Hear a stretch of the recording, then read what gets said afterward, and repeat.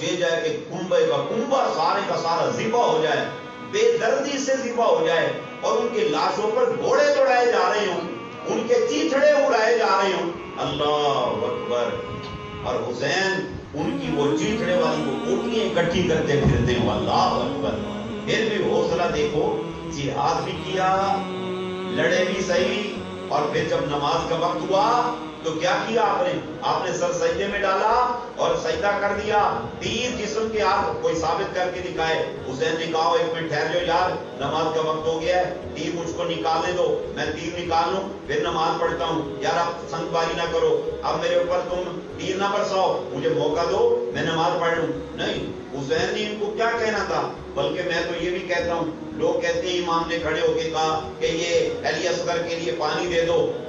پانی دے دو علی اصغر کے لیے، تو انہوں نے پانی کی بجائے تیر مارا۔ میرا ضمیر، میرا دل نہیں اس بات کو قبول کرتا، حسین کے ضمیر کے کیا کہنا۔ بے ضمیروں سے حسین پانی مانگے گا، کھڑے ہو کے مانگے گا، بے دینوں سے بھیک مانگے گا، حسین تو شاہ ہے، حسین دینے والا ہے، لینے والا نہیں ہے۔ یہ جو بتایا جاتا ہے کہ پانی مانگا، رد کرتا ہوں اس بات کو، سوال ہی پیدا نہیں ہوتا کہ انہوں نے پانی مانگا ہو۔ ان بدبختوں اور ظالموں سے حسین پانی مانگتے نہیں، کہتے ہیں جناب ہائے ہائے ہائے کیا ہوا جی، پانی ملا حسین کو، حسین مظلوم تھے، حسین مظلوم تھے، حسین مظلوم نہیں ہے۔ لوگ 10ویں محرم کو ثابت کر کے بتاتے ہیں کہ مظلوم میں کربلا کا تذکرہ کر رہے ہیں، خدا کی قسم یہ جس حسین کو مظلوم کہتے ہیں، میرا ہند الولی خواجہ اس کو کیا کہتا ہے، شاہ کہتا ہے، شاہ، اس کو بادشاہ کہتا ہے شاہ ہست حسین، بادشاہ ہست حسین۔ یہ مظلوم کہتے ہیں، ہمارا خواجہ بادشاہ کہتا ہے، بادشاہ ہے۔ اور یہ پانی نہیں ملا، پانی تو ترس رہا تھا، انہوں نے پانی کو ٹھوکر پہ رکھ دیا، نہیں ضرورت، کوئی گل نہیں یار، جی میں راضی ہوئے اسی راضی ہیں، نہیں کرتا ہے۔ زخمی زخمی، لو لہان، تیر جسم کے آر پار، نیزے کے نشان، بھالے کے نشان، تلواروں کے زخم، خنجروں کے زخم، دشمن سر پہ حالت سجدہ میں خنجر لے کے گردن کاٹ رہا ہے، اس کو پتہ ہی نہیں، پوچھ حسین سے معاملہ کیا ہے، حسین کہتا ہے ملتا ہے کیا نماز میں، سجدے میں جا کے دیکھ۔ اور 10ویں محرم والے دن آپ نے ماتم نہیں کرنا اور ماتم دیکھنے نہیں جانا،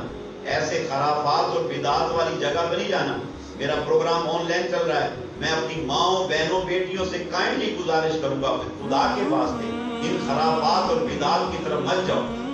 وہ وہاں پر گھوڑے کھڑے کر دیتے ہیں اور وہ وہاں پر یہ کنسپٹ دیا جاتا ہے کہ یہ حسین کے گھوڑے کا ایک ہم نے نمونہ پیش کیا ہے، اس گھوڑے کے نیچے سے گزر جاؤ تمہاری مراد پوری ہو جائے گی۔ یہاں